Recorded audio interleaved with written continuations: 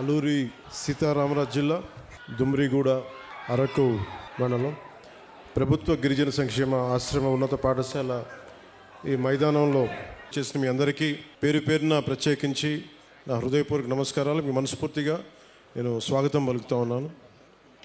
అలాగే వేదిక పైన ఆశీనులైన గౌరవ గిరిజన సంక్షేమ శాఖ మహిళా శిశు సంక్షేమ శాఖ మార్చలు జిల్లా ఇన్ఛార్జ్ మంత్రివర్యులు శ్రీమతి గుమ్మడి సంజారాణి గారికి హృదయపూర్వక నమస్కారాలు. శ్రీ వేపాడ చిరంజీవి గారికి గౌరవ శాసనమండలి సభ్యులు మరియు విప్ డాక్టర్ గుమ్మ తనూజా రాణి గారు గౌరవ ఎంపీ అరకు, అలాగే పిడుగు హరిప్రసాద్ గారు గౌరవ శాసనమండలి సభ్యులు మరియు విప్, గాదే శ్రీనివాసులు నాయుడు గారు గౌరవ శాసనమండలి సభ్యులు, అలాగే రేగా మత్స్యలింగం గారు గౌరవ ఎమ్మెల్యే అరకు వ్యాలీ, శ్రీ పంచకల రమేష్ బాబు గారికి గౌరవ శాసనసభ్యులు పెందుర్తి, శ్రీ సుందరపు విజయ్ కుమార్ గారికి గౌరవ శాసనసభ్యులు ఎల్లమంచిలి, నిమ్మక జయకృష్ణ గారికి పాలకొండ శాసనసభ్యులు గౌరవ శాసనసభ్యులు, కిదారి శ్రావణ్ కుమార్ గారు chairman AP గిరిజన్ cooperative corporation, Shri సిఆరి దోను దొర గారు జోనల్ చైర్మన్ ఏపీఎస్ఆర్టీసీ విజయనగరం, శ్రీమతి జల్లిపల్లి సుభద్ర గారు జడ్పీ చైర్మన్ విశాఖపట్నం, శ్రీమతి సిహెచ్ జానకమ్మ జడ్పీటీసీ దుబ్బిగూడ, శ్రీమతి ఎం గీత ఎంపీటీసీ పోతంగి, శాంతకుమారి గారికి సర్పంచ్ మాతం, శ్రీ వెంకట్రావు గారు సర్పంచ్ పోతంగి మండలం పోతంగి గ్రామం, ఉమామహేశ్వర గారికి కాఫీ బోర్డు మెంబర్, కృష్ణారావు గారు director TRICOR AP schedule tribe cooperative finance corporation limited. ఇక్కడికి వచ్చి విచ్చేసిన ప్రజాప్రతినిధులందరికీ పెద్దలకి నా హృదయపూర్వక నమస్కారాలు. 3 నెలల క్రితం నేను చెప్పాను మళ్ళీ ఇంకొకసారి మన రోడ్ల గురించి మళ్ళీ ఇంకొకసారి వస్తానని చెప్పి ఆ మాటను నిలబెట్టుకునే క్రమంలోనే నేను ఇక్కడికి వచ్చాను మీకోసం. అంటే ఇది ప్రత్యేకించి ఈరోజు ఈ అడవి తల్లి బాట ఈ కార్యక్రమానికి చాలా సంవత్సరాలుగా ఎప్పుడు డోలీల్లో ముఖ్యంగా మన అరకు అల్లూరి సీతారామరాజు జిల్లా ఇలాంటి మన గిరిజన ప్రాంతాల్లో సరైన రహదారులు లేక ఇంకా డోలీల్లో కొంచెం ఇబ్బంది పడుతూ ఉంటారు. రహదారి సౌకర్యం లేదు, డోలీ మోతలు తప్పట్లేదు, గర్భిణీ స్త్రీలకు కానీ ఏదైనా కష్టాల్లో ఉన్నా ఏదైనా ఎనీ అంటువ్యాధులు కలరా లాంటివి వచ్చినా కానీ ఇవన్నీ చూసి మనకి ప్రత్యేకంగా రోడ్లు ఉండాలి. 100-150 మంది జనం ఉన్నా కానీ 500 మంది లోపు జనం ఉన్నా కానీ ముందు మనం రీచ్ అవ్వాలి, వాళ్ళకి రోడ్లు వేయాలి అనేది గౌరవ ప్రధానమంత్రి శ్రీ నరేంద్ర మోదీ గారు దీన్ని జన్మన్ కార్యక్రమం కింద తీసుకొచ్చారు. ఇది గ్రామీణ సడక్ యోజన కింద. ఇది రోడ్లు ఇబ్బంది పడుతున్నాం అని చెప్పి మనకు నిధులు లేని సమయంలో గత ప్రభుత్వం ఏం చేస్తుందో తెలుసు, ఆ నిధులన్నీ అడ్డగోలుగా వాడేస్తే రోడ్లు వేయలేకపోయారు. అలాంటి పరిస్థితుల్లో నేను గౌరవ ముఖ్యమంత్రి శ్రీ నారా చంద్రబాబు నాయుడు గారి దగ్గరికి వెళ్ళి ముఖ్యంగా మన అల్లూరి సీతారామరాజు జిల్లా అలాగే మన పార్వతీపురం మన్యం ప్రాంతం వీటి గురించి మాట్లాడుతూ ఇక్కడ గిరిజన కుటుంబాలకు కానీ గిరిజన సోదరులకు కానీ కుటుంబాలకు చాలా ఇబ్బందులు ఉన్నాయి, రోడ్లు కావాలి. అప్పటికి ఇంకా మనకి సెంట్రల్ గవర్నమెంట్ ఫండ్ కూడా రిలీజ్ అవ్వలేదు. వెంటనే నేను అడిగిన ఒక 24 గంటల లోపు ఆయన ఒక 49 కోట్లు రాష్ట్ర ప్రభుత్వం నుంచి శాంక్షన్ చేసి అడవి తల్లి కార్యక్రమానికి శ్రీకారం చుట్టడానికి చాలా బలం ఇచ్చింది. సో మనస్ఫూర్తిగా గౌరవ ముఖ్యమంత్రి శ్రీ నారా చంద్రబాబు నాయుడు గారికి నా హృదయపూర్వక ధన్యవాదాలు తెలుపుకున్నాను. ఈ అడవి తల్లి బాట అంటే నేను దారిలో వస్తూ ఉంటే ఒక్కొక్క ఊర్లు ఎలా ఉన్నాయి అన్నీ చూసుకుంటూ ఉంటే మన విశాఖపట్నం ఎయిర్పోర్ట్లోంచి దిగి మన అరకుకు వస్తూ ఉంటే చుట్టూతా కొండలు, లోయ ప్రాంతం, జీడి తోటలు, టేకు వృక్షాలకి అల్లుకున్న తీగలు, మధ్యలో నివాసాలు, రిసార్ట్లు, ఒకవైపేమో ఆకుల్ని రాలిపోతూ మూడివరవిన వృక్షాలు ఒకవైపు కనిపిస్తూ ఉంటే ఇంకోవైపు పచ్చదనంతో చిగురిస్తున్న వృక్షాలు, ఒకవైపు ఆకులు రాలే ఒకవైపు ఉంటే ఇంకోవైపు పచ్చదనంతో వసంతంతో చిగురుస్తున్న వృక్షాలు ఒకవైపు, రహదారికి 2 వైపులా, అలాగే ఒకవైపు పచ్చటి ఎట్లా ఉన్నాయంటే పట్టు మన చెట్లు బలంగా రాళ్ళకి, రోడ్డుకి ఇరువైపున రాళ్ళకి చెట్లు తమ బలమైన వేళ్లతో రహదారికి ఇరువైపులా ఉన్న రాళ్ల మీద పట్టు బిగించి తమ ఉనికిని, బతికే హక్కుని చూపిస్తున్నాయి. అంటే అడవి తల్లి ఎంత బలమైందంటే, అడవిని నమ్ముకుంటే మనకి బువ్వ పెడద్ది, నీడనిస్తుంది, ఆధారం ఇస్తుంది. అలాంటి అడవి తల్లికి ఏం చేయగలం అనేది గుర్తుకి ఈ పథకానికి అడవి తల్లి బాట అనే పేరు పెట్టాం. అంటే మనకి అడవి తల్లి, నాకు అడవి మీద అత్యంత అపారమైన గౌరవం, అపారమైన ప్రేమ, ప్రకృతి మీద అపారమైన ఇష్టం. అలాంటి అడవి తల్లి బిడ్డలకి మేము ఈ రోజున అడవి తల్లి బాటకు శ్రీకారం చుట్టాం. మనస్ఫూర్తిగా మీ అందరికీ ఇక్కడికి వచ్చినందుకు మీ అందరికీ మరోమారు ధన్యవాదాలు తెలుపుకుంటా ఉన్నాను. దారిలో శంబాల్ నగరి దగ్గర నుంచి భవానీ నగరు, బొడ్డవర, వైకుంఠగిరి, కాశీపట్నం, అలాగే మన ఒక్కొక్కటి చూస్తే మనకి రిసార్ట్స్, ఒకవైపు చూస్తేనేమో సిల్వర్ ఓక్కి చుట్టేసిన మిరియాల పంట, ఇంకోవైపు ముతిగూడ పక్కన మనకు బొర్రా కేవులు, కటిక వాటర్ ఫాల్స్, అనంతగిరి, తట్టుగూడ, నూకాంబిక అమ్మవారి దేవాలయం, తాటిపాక జలపాతం, గాలికొండ వ్యూ పాయింట్, సుంకరమెట్ట ఆఫర్ ట్రైలు, ఇవన్నీ చూస్తూ ఉంటే చాలా అద్భుతమైన ప్రాంతం మన అరకు ప్రాంతం. దీన్ని బాగా సద్వినియోగం చేసుకోవాలి. ఇక్కడ టూరిజం బాగా రావాలి, టూరిజం డెవలప్ అవ్వాలి. ఇవన్నీ చూస్తున్నప్పుడు ఒకటే అనిపించింది, కూటమి ప్రభుత్వం తరఫు నుంచి మనం ఏం చేయగలం? ముందుగా జీవన శైలి మెరుగుపరచాలి, రోడ్లు బాగుండాలి. దాంట్లో భాగంగానే ఈ రోజున కూటమి ప్రభుత్వానికి గత ప్రభుత్వానికి తేడా ఏంటంటే, వాళ్ళు దాదాపు లెస్ దెన్ 90 కిలోమీటర్స్ చేశారు.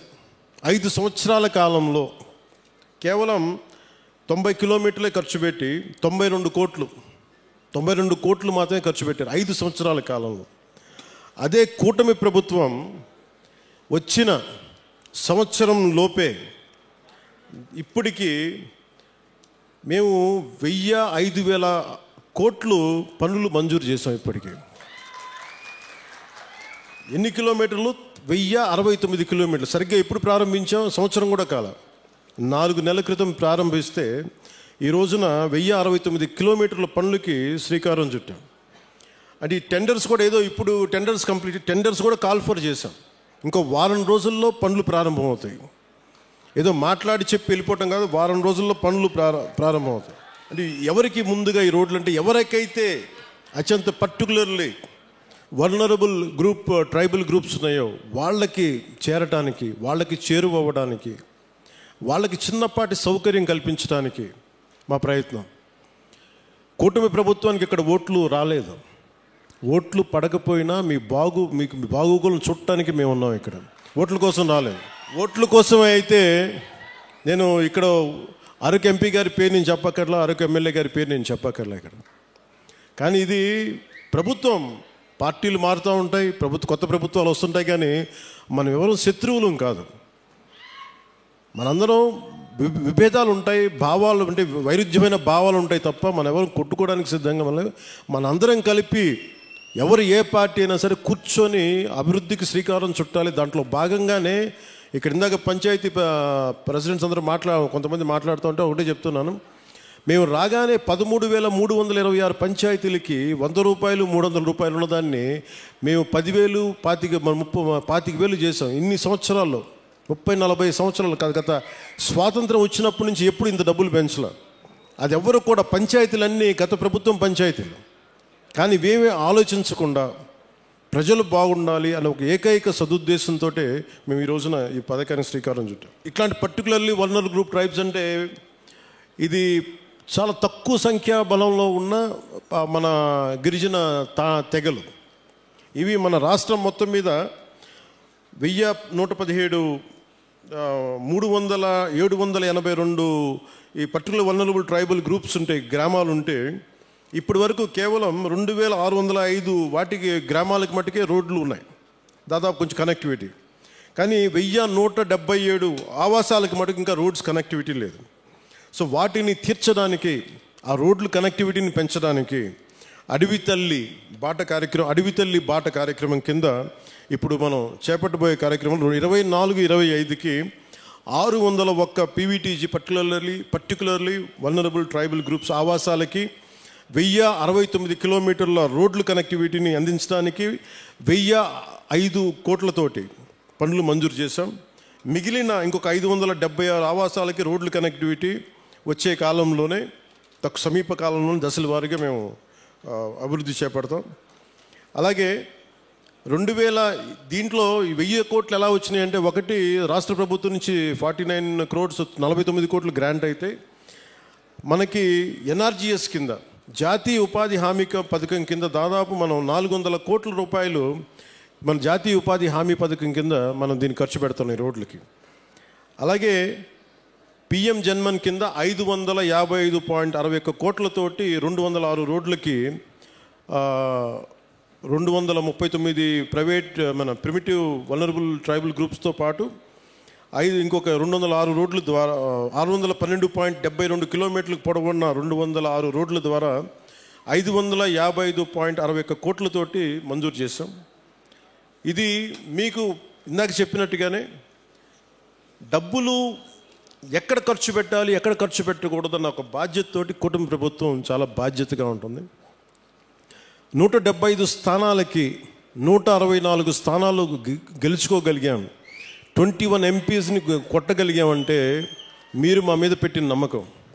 మీ నమ్మకాన్ని మేము అమ్ము చేయకూడదని చెప్పి ఈ రోజున ఓట్లు వెయ్యని అల్లూరు సీతారామరాజు జిల్లాలో ఓట్లు పడని మనకి పార్వతీపురం మన్యం ప్రాంతంలో మేము తిరిగి రోడ్లు ఎందుకు వేస్తున్నామంటే, మాకు తనా మనా భేదం లేదు. మీరు ఓటు బ్యాంకా కాదా అనే కాదు, మీరు మా వాళ్ళ కాదా, మా గుండెల్లో పెట్టుకుంటాము. అలా ఇందాక కోడి తెగకు చెందిన గిరిజన మహిళలు చేసిన దింసా నృత్యం చాలా అద్భుతంగా ఉంది. వారికి నా ప్రత్యేక ధన్యవాదాలు తెలియజేసుకున్నాను. అలాగే కువి లాంగ్వేజ్లో కువి భాషలో నేను మాట్లాడాను. అంటే వాళ్ళు నేర్చుకొని కొంత అక్కడ పెద్దపాడుకు చెందిన శ్రీమతి మ్యాగీ గారు కొన్ని గ్రామ సమస్యలను దృష్టికి తీసుకొచ్చారు. అలాగే ప్రైమరీ స్కూల్లో పెద్దపాడు టీచర్ రంగయ్య గారు ప్రత్యేకించి పిల్లలకి ఎలా పాఠాలు చెప్తారో చెప్పి చాలా అద్భుతంగా చేశారు. చాలా అలాగే వర్షాలు పడుతున్న సమయంలో మాకు స్కూల్కి నీళ్లు గారిపోతున్నాయంటే వెంటనే అతి సమీపంలోనే అంటే వెంటనే 12 పనులు అడిగారు. ఆ 12 పనులని మంజూరు చేశాం. అది కూడా మీ దృష్టికి తీసుకొస్తా ఉన్నాను. 2018లో నేను ఇక్కడ ప్రత్యేకించి అరకు ప్రాంతంలో తిరిగాను. ఇక్కడ అరకు ప్రాంతంలో తిరుగుతున్నప్పుడు చాలామంది యువత ఆ రోజుల్లో కూడా నాకు గంజాయి ఎక్కువగా వెళ్ళిపోతున్నారు, యువత గంజాయి సాగుకి వెళ్ళిపోతున్నారు, దాన్ని నలిగిపోతున్నారు జీవితంలో. నేను ఒకటే చెప్పాను ఆ రోజు కూడా, మన అరకు మన పాడేరు సెంటర్లో కూడా చెప్పాను. గంజాయి అనేది మటుకు ప్రత్యేకించి అది ఒక సామాజిక రాజకీయ సమస్యగానే చూడాలి, ఆర్థిక సమస్యగా చూడాలి తప్ప దానిని కక్ష సాధింపుగా ఉండకూడదు. దాన్ని దయచేసి ఆ రోజైతే ఏం చెప్పాను ఈరోజు కూడా అదే చెప్తున్నాను. యువత దయచేసి గంజాయి సాగు వైపు కానీ గంజాయి వ్యసనాలకు మటుకు లోనవ్వకండి. ఎందుకంటే తప్పుడు దారిలో వెళ్తే ఏదో ఒక రోజు మనం ఇబ్బంది పాలైపోతాం. వ్యసనాలకి బానిస అయితే మటుకు ఒళ్ళు పాడైపోద్ది, కుటుంబాలు ఛిద్రం అయిపోతాయి. ఇవన్నీ దృష్టిలో పెట్టుకొని మీరు ఒకసారి ఆలోచించి ఆల్టర్నేట్ ఏం చేయాలి. టూరిజంని డెవలప్ చేస్తున్నాం, యువత అంతా టూరిజం వైపు వెళ్ళండి. ఎందుకంటే పరిశ్రమలు పెట్టడానికి కూడా కొంచెం ఇబ్బంది ఉంటుంది. ఇందాక చాపరాయి దగ్గర బ్రిడ్జి అడిగారు, గ్రామాలకు వెళ్ళడానికి ఇబ్బందిగా ఉన్నాయనేది. ఒకటి నేను మీకు ఈరోజు మాటిస్తున్నాను, ఆ బ్రిడ్జి ఎలా ఉండాలంటే పర్యావరణాన్ని ఇబ్బంది కలిగించకుండా, చూడడానికి కొండలు మధ్యలో ఏ అడ్డంకి లేకపోతే చాలా అందంగా ఉంటుంది విజిటర్స్కి రావడానికి కానీ టూరిజం కానీ.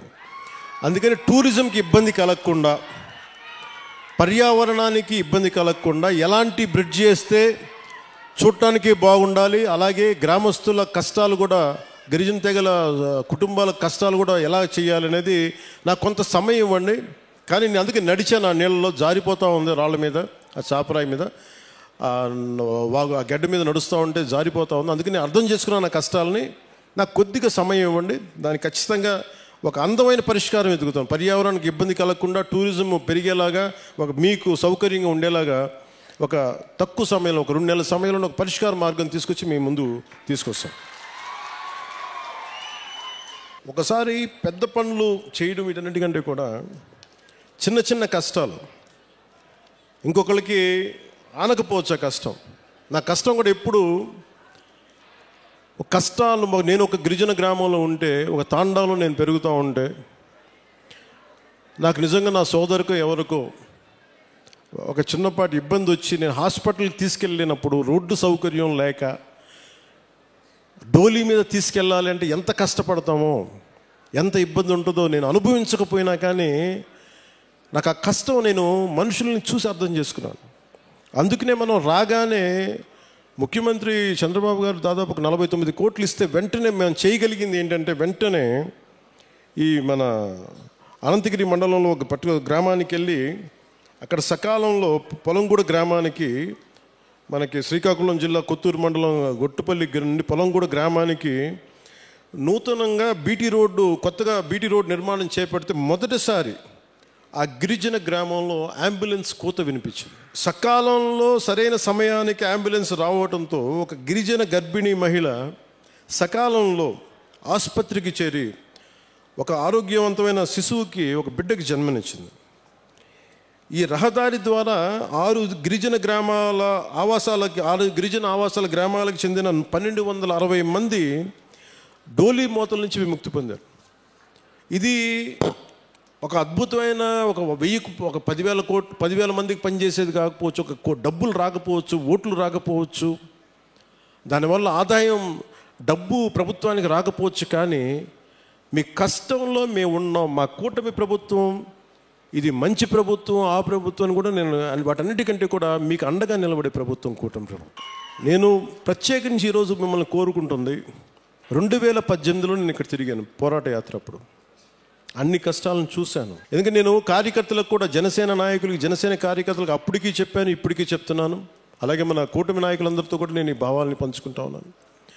మనం కనుక ప్రజలతో మమేకమై తిరిగి కష్టాలని, వాళ్ళు ఏం కష్టాలు పడుతున్నారో మనం నిజంగా చేయగలిగితే, నాకు ఆ మనసు నలిగిపోయిన 2018 పోరాట యాత్ర అప్పుడు, అరే నా చేతిలో అధికారం లేదు, కనీసం చిన్నపాటి ఒక ఆడబిడ్డకి కన్నీళ్ళు తుడిచిండే శక్తిని ఇవ్వు భగవంతుడాన్ని కోరుకుంటే, ఆ రోజు పరమశివుడు అనుగ్రహించి, నూకాలమ్మ అనుగ్రహించి, మోదమాంబ అనుగ్రహించి, ఈ రోజున కూటమి ప్రభుత్వాన్ని ఈ రోజున మాకు అధికారం ఇచ్చి, వాళ్ళ అధికారం ఇవ్వడం వల్ల మీ ఆశీస్సులు అంటే ఎంత బలంగా కోరుకున్నామో ఆ రోజున, ఈ రోజున మేము దాదాపు 1,005 కోట్లు, అంటే దాదాపు 1000 కోట్ల పైన డబ్బులు 1050 కిలోమీటర్ల రోడ్డుకి వేయగలుగుతున్నాం. అంటే రోడ్లు వేయటమే కాదు, మీ జీవితాలు కొంత మెరుగవుతాయి, కొంత ట్రాఫిక్ పెరుగుతుంది, కొంత మనకి టూరిజం డెవలప్మెంట్ ఉంటుంది. వీటన్నిటిని దృష్టిలో పెట్టుకొని ఇవన్నీ చేస్తూ ఉన్నాం. నేను ఈ రోజున ప్రత్యేకించి దారి పొడుగుతా చూస్తుంటే ఇంత సుందరమైన అరకుని దేశం మొత్తం వచ్చేలాగా చేయాలి. అలాగే ఏం చేయాలని కూర్చోబెట్టి టూరిజం శాఖ మంత్రివర్యులతో మాట్లాడతాను, శ్రీ కందుల దుర్గేష్ గారితో, గౌరవ ముఖ్యమంత్రి గారితో మాట్లాడతాను, సంబంధిత జిల్లా అధికారులతోటి, కలెక్టర్ గారితో మాట్లాడి మీకు అభివృద్ధిలో ఇక్కడున్న యువత గంజాయి వైపు కాకుండా మీరు టూరిజం వైపు వెళ్ళాలి, సేవలు, మీరు సర్వీస్ సెంటర్స్ పెట్టుకోవాలి, ఇక్కడ కూర్చోబెట్టి చిన్న హోటల్స్ నడుపుకోవాలి.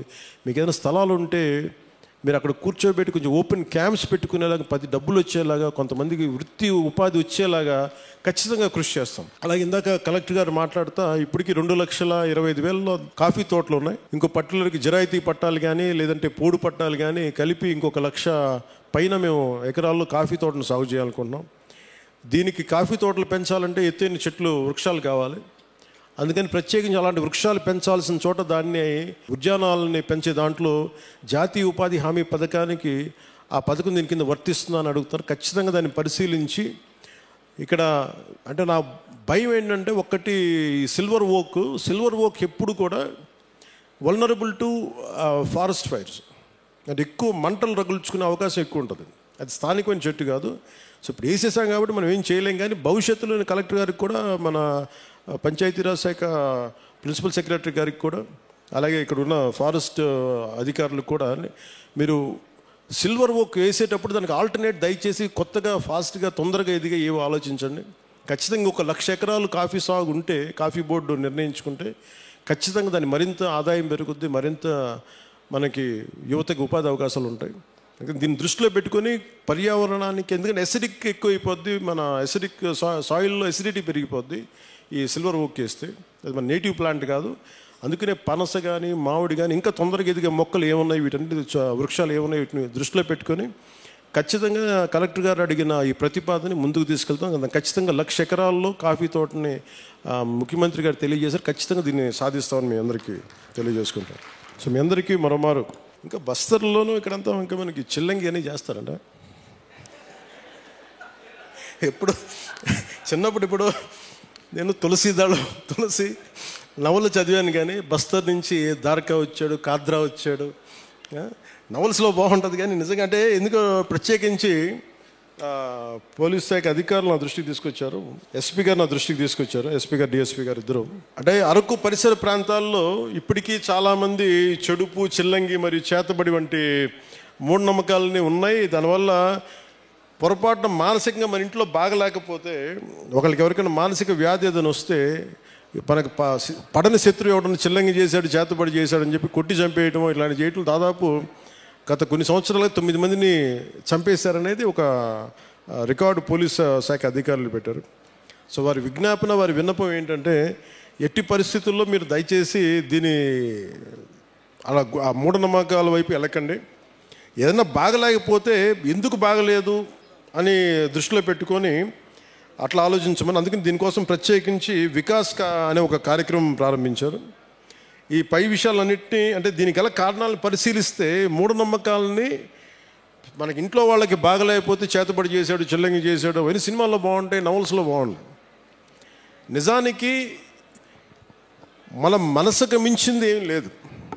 అంటే మీ మైండ్ చెడు మంచి అనేది ఏంటంటే, ఒకడు పోవాలని కోరుకుంటున్నా అదే చెడు, అంతే, అదే చేతబడి. అందుకే ఇలా కాకుండా మీరు ఆలోచించాల్సింది, ఎవడు మన గురించి ఎంత చెడు చేద్దాం అనుకున్నా మనం యాక్సెప్ట్ చేస్తే తప్ప, మనల్ని ఓడించాలి నేను అసెంబ్లీలోకి అడుగు పెట్టం అని చెప్పి ఇంత కంకణం కట్టుకుంటే నువ్వెవడు ఇలాంటి చేతబడులు చేయడానికి?